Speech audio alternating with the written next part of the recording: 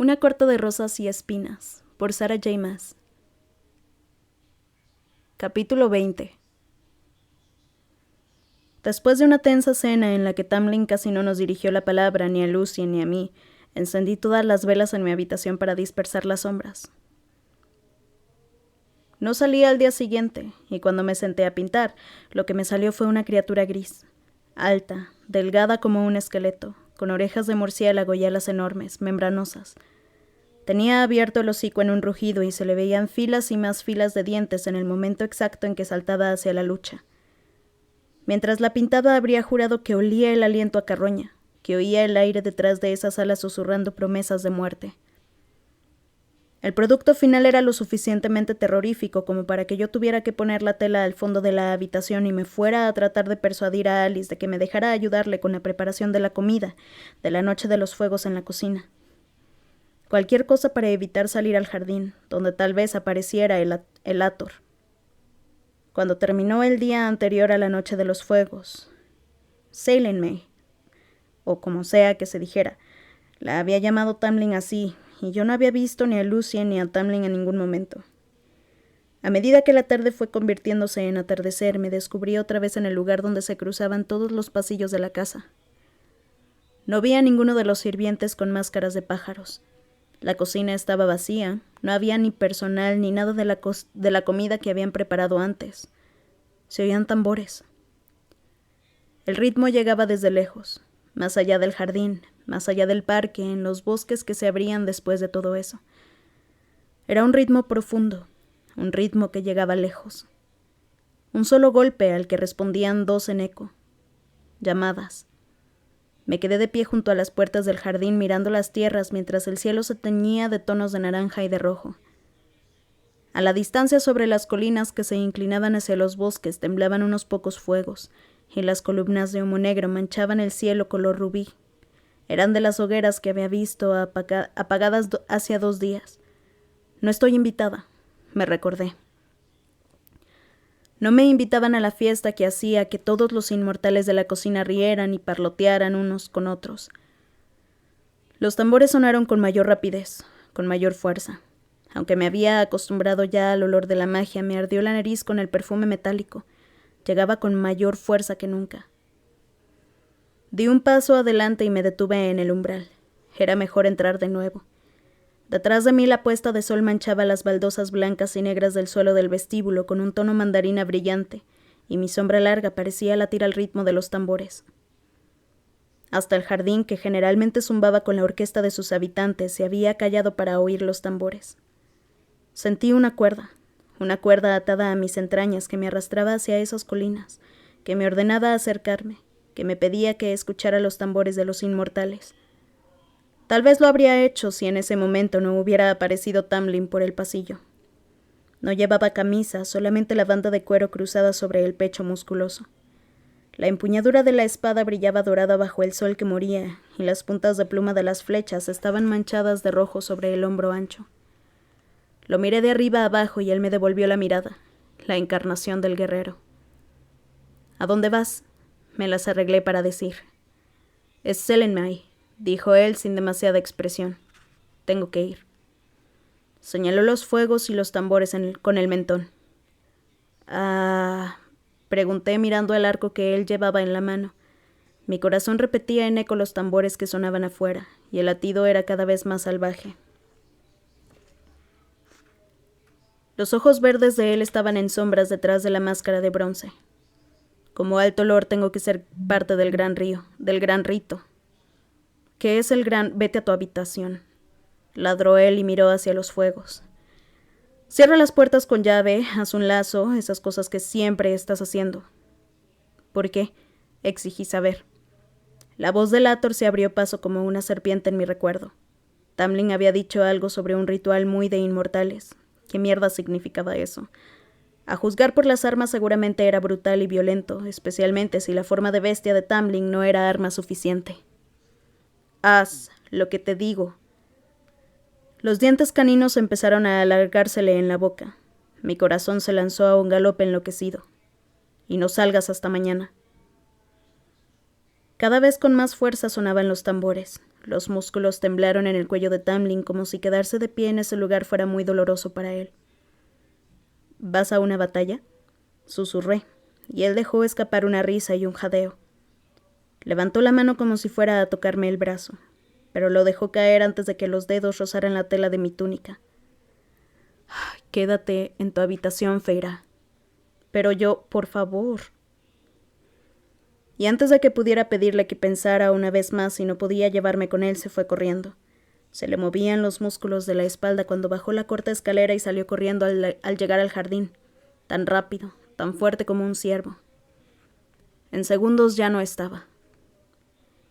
Hice lo que él me había ordenado, aunque me di cuenta muy pronto de que me habían encerrado en la habitación sin cenar antes, y con los tambores repiqueteando permanentemente y las docenas de hogueras que despertaban en las colinas lejanas, no conseguí dejar de caminar de un lado a otro por la habitación, mirando hacia los fuegos que ardían en la distancia. «Quédate en tu habitación». Claro, pero había una voz salvaje, horrenda, entretejida, que me susurraba algo completamente distinto entre los golpes de tambor. «Ve», decía la voz y me arrastraba. «Ve a ver». Para las 10 ya no podía tolerarlo. Me fui detrás de los tambores. Los establos estaban vacíos, pero en las últimas semanas Tamlin me había enseñado a cabalgar sin montura y pronto encontré a mi yegua blanca. No me hizo falta guiarla. Ella también seguía el llamado de los tambores. Así subimos a la primera colina. En el aire colgaban espesos el humo y el olor de la magia. Escondida dentro de mi capa con capucha vi cientos de altos fae, pero no discerní los rasgos de ninguno detrás de las máscaras que usaban. ¿De dónde habían salido? ¿Dónde vivían si pertenecían a la corte primavera y no vivían en la mansión? Cuando trataba de fijar la vista en un rasgo específico de las caras, la cara se convertía en una mancha de color. Eran mucho más sólidos cuando los veía por el rabillo del ojo, pero si me daba vuelta a mirarlos de frente había solamente sombras y remolinos de color. Era magia, algún tipo de hipnosis que me habían puesto a mí. Una hipnosis pensada para impedirme verlos con claridad, así como habían hipnotizado a mi familia. Estaba furiosa. Pensaba en volver a la mansión, pero los tambores me repetían su eco dentro de los huesos, y la voz salvaje seguía llamándome. Desmonté de la yegua, pero me mantuve cerca de ella mientras me abría paso en medio de la multitud, los rasgos claramente humanos escondidos en las sombras de la capucha. Recé para que el humo y los olores incontables de los altos fae y los inmortales fueran suficientes para tapar mi olor a humana, al tiempo que constataba que mis 2 cuchillos seguían conmigo mientras me movía hacia el centro de la celebración. Al ritmo de un grupo de tamborileros que tocaban junto al fuego, los inmortales caminaban hacia un valle estrecho entre 2 colinas cercanas. Dejé la yegua atada a un sicomoro solitario en la cima de un monte bajo y lo seguí, saboreando el latido de los tambores que resonaban a través de la tierra y me subían por los pies. No me había mirado 2 veces. Nadie. Cuando entré al valle estuvo a punto de resbalarme en la ladera empinada. En un extremo, en el flanco de una colina, se abría la boca de una cueva. El exterior estaba adornado con flores y ramas y hojas, y distinguía el comienzo de un suelo cubierto de pieles más allá, en el interior. Lo que había adentro estaba escondido de la vista, pero la luz del fuego danzaba en las paredes de la cueva. Lo que ocurría adentro de la cueva, o lo que estaba por ocurrir fuera lo que fuera, era el foco de la atención de todos los inmortales que se alineaban en las sombras a los lados del largo sendero que llevaba hasta ahí. El sendero zigzagueaba entre las hondonadas que separaban las colinas, y los altos faes se movían constantemente en el lugar en que se encontraban, siguiendo el ritmo de los tambores, cuyos golpes me retumbaban en el vientre. Los miré amacarse, después cambié el peso del cuerpo sobre los pies. ¿Me habían prohibido eso? Miré el área iluminada por el fuego, tratando de distinguir algo a través del velo de la noche y el humo. No descubrí nada interesante y ninguno de los inmortales enmascarados me prestó atención. Se quedaron en el lugar donde estaban, a lo largo del sendero, y a medida que pasaban los minutos había más y más de ellos. Fuera lo que fuese el gran rito, algo estaba por pasar. De eso no había duda alguna. Me abrí paso hacia atrás, hacia la loma de la colina, y me quedé al borde de una hoguera, cerca de los árboles, mirando a los inmortales. Estaba por reunir coraje para preguntarle a un inmortal menor qué pasó en ese momento. Un sirviente con máscara de pájaro, como Alice. ¿Qué tipo de ritual era el que iba a empezar? Cuando alguien me tomó del brazo y me hizo girar hacia atrás. Parpadeé frente a los 3 desconocidos, paralizada frente a esas caras agudas, sin máscara. Parecían altos fae, pero había algo levemente diferente.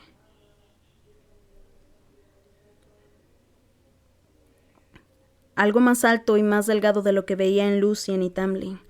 Algo más cruel en esos ojos sin profundidad. Esos ojos absolutamente negros. Inmortales, sin duda.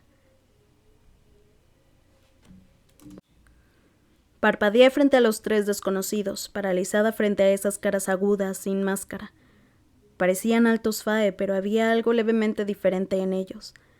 Algo más alto y más delgado de lo que veía en Lucien y Tamlin. Algo más cruel en esos ojos sin profundidad, esos ojos absolutamente negros, inmortales sin duda. El que me había tomado del brazo me sonrió desde arriba y le vi los dientes puntiagudos. «Mujer humana», murmuró pasándome los ojos de arriba a abajo. «Hacía mucho que no veía a uno de ustedes». Traté de liberar mi brazo, pero él me sostenía el codo con firmeza. «¿Qué quieres?», dije con la voz firme y fría.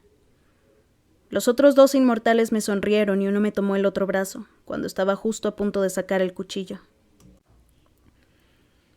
«Algo de diversión para la noche de los fuegos», dijo uno de ellos y sacó una mano pálida, demasiado larga para deslizarme hacia atrás un mechón de cabello. Yo retorcí la cabeza para alejarme de ese roce, pero él se mantuvo firme. No hubo reacción de ninguno de los inmortales que estaban cerca de la hoguera. Nadie prestaba atención. Si pedía auxilio, ¿contestaría a alguien? ¿Tamlin? No volvería a tener tanta suerte. Seguramente había usado ya mi cuota de eso en el episodio con los nagas. Sacudí los brazos con fuerza. La fuerza de los 2 inmortales se incrementó y me resultó imposible sacar los cuchillos. Los 3 se me acercaron más, me separaron de los demás. Miré a mi alrededor buscando un aliado. En ese momento vi solamente inmortales sin máscaras. Los 3 que me retenían soltaron una risita, un siseo que me corrió por el cuerpo. No me había dado cuenta de lo lejos que estaba de los demás, de lo cerca que había llegado del borde del bosque. «Déjenme», dije con más determinación y más furia de la que había esperado, dado el temblor que me corría por las rodillas. Y esas sí que son palabras valientes de una humana en Saelenmae», dijo el que me sostenía el brazo izquierdo.